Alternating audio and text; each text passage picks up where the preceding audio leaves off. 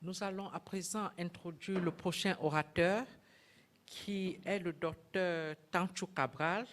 Docteur Tanchou Cabral est cardiologue adulte et pédiatrique en service au centre cardiaque de Chisson. Il va nous parler du screening for post-rheumatic heart disease in pupils in Northwest region of Cameroon.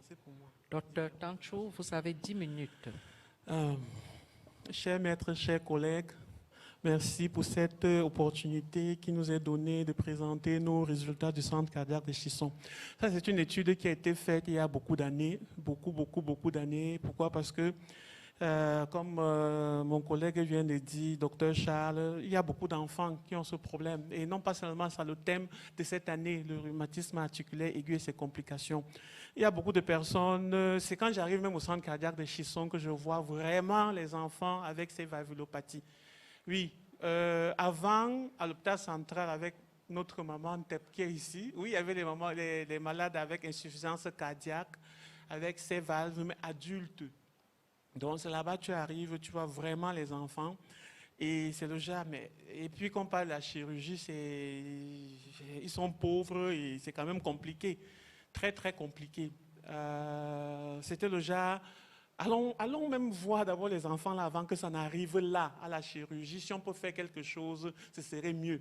Donc, c'est en se basant sur ça qu'on a fait, et puis non pas seulement ça dans la littérature, on a fait ces études au Cambodge, on a fait au Mozambique, on a fait partout ailleurs dans le monde. Mais pourquoi on ne fait pas ça ici? Qu'est-ce qui nous dérange? Oui, donc c'était dans cet élan que nous avons fait ça. Le dépistage échocardiographique pour les valvulopathies post-rhumatismales chez des enfants camerounais dans un milieu rural. Ça a été fait à Kumbo, précisément, dans 3 écoles. Donc, pour cette étude, 1027 enfants avaient subi une échographie cardiaque. Dans la première école, il y avait 435, la deuxième 350 et la troisième 242. Et là-bas, c'était plus facile. Pourquoi? Parce que c'est le genre, on va faire, les parents étaient contents, tout le monde était content, venez avec les enfants, oui, on a manuel les cours, tout ça. Parce que je me rappelle, on a fait un dépistage ici à Douala, plus tard, on parlera de ces résultats. Oui, non, même le directeur, quand on arrive ce jour-là, on dit qu'il faut que les parents, le consentement éclairé des parents, il faut que les parents signent d'abord. Et c'était le moment où il y avait le vaccin, là, le vaccin de Covid. Oui, tout le monde disait non, c'est comme vacciner les enfants, c'est monté, c'est descendu. Donc, on n'a pas atteint vraiment le nombre qu'on voulait atteindre dans cette école. Pourquoi? Parce que les parents étaient réticents. Voici cette étude qu'on a fait vraiment, on n'a même pas pensé au consensus. On est parti, et puis même le directeur a dit, soyez la bienvenue. Et ils ont même préparé pour nous. Non. Vous voyez vraiment les différences entre la brousse et la ville. Ici, la ville, on a l'impression que les gens sont trop intelligents, et voilà, et on passe vraiment, et on ne bénéficie pas peut-être de la main ou bien de l'aide qu'on peut apporter. Une aide qui est sincère, une aide qui est de bon cœur. Oui, ici on voit toujours un aspect, je ne sais pas, mauvais, un aspect, ou bien peut-être c'est l'expérience des grandes villes, mais bon, c'était une parenthèse. Donc voilà les enfants, le nombre qu'on a eu à examiner dans chaque école. Et aussi, avant l'examination, il y avait l'auscultation. Donc, disons même l'examen physique de ces enfants, puisqu'on regardait, on cherchait aussi les malades avec RAA, donc fièvre rhumatismale aiguë, donc on cherchait ces signes-là. On regardait les gorges, on regardait la peau, on regardait tout. Donc, dans l'introduction, comme nous le savons tous, les valvulopathies post-rhumatismales sont la cause de beaucoup de mortalité et morbidité dans nos pays. Et dans les efforts vraiment de réduire cela, il faut réduire l'exposition des malades ou bien des enfants au groupe A de streptocoque et aussi traiter correctement les pharyngites streptococcales et prévenir aussi les récurrences de fièvre rhumatismale. Donc, c'est dans cette vue, dans cette logique que le centre cardiaque a entrepris cet exercice. Donc, on a voulu trouver la prévalence de la maladie rhumatismale du cœur dans les enfants de Kumbo, utilisant les critères échocardiographiques de la World Heart Federation. Voilà, donc les résultats sont tels que écrits, dessinés là, sur cette diapo. Et comme on a dit dans les autres présentations, c'est souvent, ou bien dans cette tranche d'âge, les filles sont plus représentées que les garçons. Oui, donc il y avait 79% de filles et 21% de garçons. Et toujours, comme on voit la courbe, il y avait toujours plus de filles représentées dans les différentes sections d'âge, de 4 à 6 ans, de 7 à 9 ans, de 10 à 12 ans, de 13 ans à 14 ans. Oui. Et là-bas, on a l'impression aussi que les enfants vont plus tard à l'école, parce qu'à 14 ans, c'est à l'école primaire, donc au cours moyen de Oblin Classics, quelqu'un qui a 14 ans, ben, ici à Douala, ils ne sont pas très nombreux, mais il y avait vraiment beaucoup comme ça. Par rapport à la classification encore du World Heart, la Fédération mondiale du cœur, la classe A, là c'est Definite Rheumatic Heart Disease, donc c'est